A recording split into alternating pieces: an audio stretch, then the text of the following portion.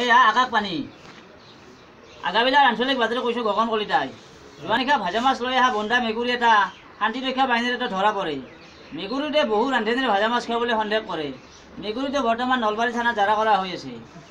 ইফালে মুইমাৰা পুখুৰীত শ্ৰী ঘটিৰাম দাসে ৪৭ ঘণ্টা ৪৭ মিনিট ৪৭ ছেকেণ্ড পানীৰ তলত ডুবিয়াই বিশ্বৰ আগত স্থাপন কৰে। তেওঁৰ মৃতদেহ বৰ্তমান নৱগত শ্মশানত দাপন কৰা হৈছে। ইফালে দিল্লীৰ পৰা আহি থকা মালবাহী ট্ৰাক এখনে ৰাস্তাত পৰি থকা ভেকুলী এটা খুন্দা মাৰি ট্ৰাকখন ওচৰৰ পুখুৰী এটাত বাগৰি পৰে আৰু তাত থকা চালকজনৰ মৃত্যু হোৱাৰ বাতৰি আহিছে। উল্লেখযোগ্য যে ট্ৰাকখন তীব্ৰ বেগেৰে আহি থকা বুলি জানিব পৰা গৈছে। ইফালে নলবাৰীৰ ওচৰৰ বাজানী গাঁৱত লাইটৰ ব্যৱস্থা নোহোৱাৰ কাৰণে ১,৫০,০০,০০০ জোনাকী পৰুৱা অঞ্চলত পঠাই দিয়া হৈছে। চৰকাৰে কৈছে যে এসপ্তাহৰ ভিতৰত আৰু ৩-৪ কোটি জোনাকী পৰুৱা পঠাই দিয়া হ'ব বুলি মুখ্যমন্ত্ৰীয়ে কথা নাৰিকলৰ গছৰ ভাষণ দিয়ে। ইফালে যোৱা নিশা হিমালয় পৰ্বতৰ ৭টা পিপৰাৰ জুই পথে দাড়ি গজাৰ বাতৰি আহিছে। চৰকাৰে কৈছে যে এই মাহতে দাড়ি গজাৰ কোনো সম্ভাৱনা নাই, অহা মাহতে দাড়ি গজাৰ সম্ভাৱনা আছে। ইফালে বিহাৰৰ পৰা অসমলৈ অহা ৭টা বিহাৰীৰ গুৱাহাটীত মানুহৰ ভিৰৰ মাজত ৩ডাল টিকনি হেৰাই। লগে লগে সুৰক্ষা বাহিনীয়ে সেই অঞ্চলত তালাচী অভিযান চলাই যদিও এতিয়ালৈ এডাল টিকনিৰ অনুসন্ধান পোৱা নাই বুলি সুৰক্ষা বাহিনীয়ে বাতৰিত প্ৰকাশ কৰে। চৰকাৰে দাবী জনাই কয় যে এসপ্তাহৰ ভিতৰত টিকনিবোৰ উলিয়াব লাগিব বুলি মুখ্যমন্ত্ৰীয়ে কথা স্পষ্ট কৰি দিয়ে।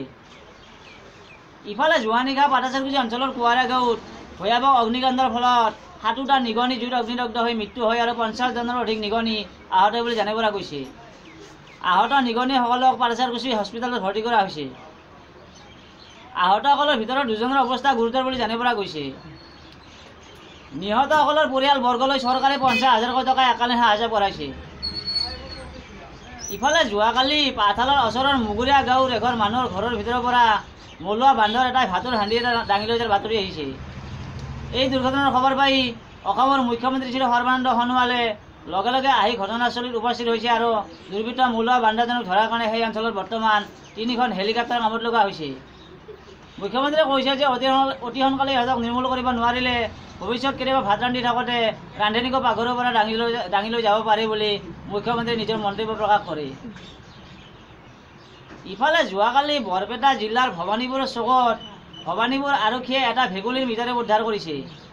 এই মৃতদেহটো কোনোবা দুৰ্বৃত্তই গুপ্ত হত্যা কৰা বুলি ভৱানীপুৰ আৰক্ষীয়ে সন্দেহ কৰিছে।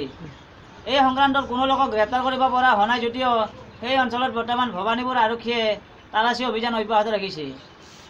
ইফালে এই জঘন্য হত্যাৰ খবৰ পাই অসমৰ মুখ্যমন্ত্ৰী শ্ৰী সৰ্বানন্দ সোণোৱালে গভীৰ শোক প্ৰকাশ কৰিছে আৰু